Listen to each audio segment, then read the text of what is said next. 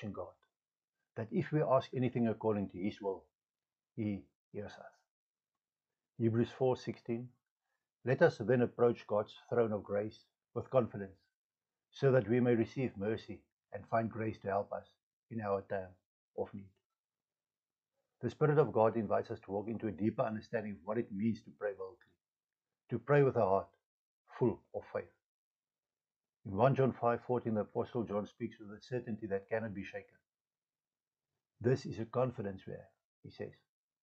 Confidence, not hesitation, not uncertainty. He's saying that when we approach God, we are not guessing whether we are hurt. We know we are hurt, provided we are praying according to His will. This is the first pillar of bold prayer, alignment with God's will. Prayer is not about persuading God to bless our plans.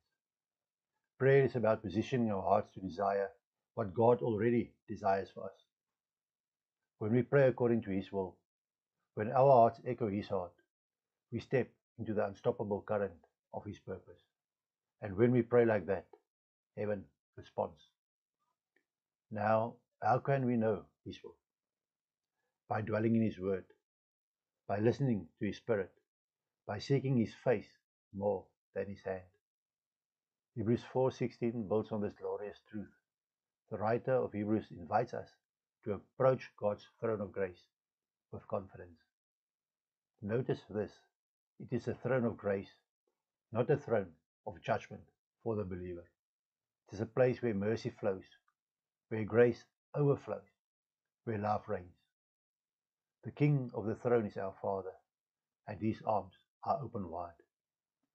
Because of Jesus, our high priest, who sympathizes with our weaknesses, we can approach without fear, without shame, without guilt. In our moments of need, when our hearts are breaking, when our strength is failing, when our way is unclear, we are not called to shrink back. No, we are called to draw near, to come boldly, to come often. We must remember that prayer is not a formality. It is not a religious duty. It is a living relationship with God who loves you more than you can comprehend.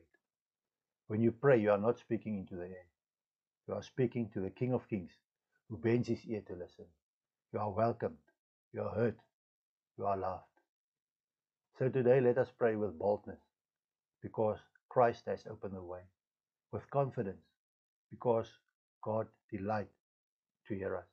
With surrender, trusting that His will is always better than our plans. Child of God, stop doubting whether your prayers matter. Stop hesitating at the gates of heaven. Come boldly. Heaven's doors are open to you. Mercy is waiting. Grace is ready. The Father is listening.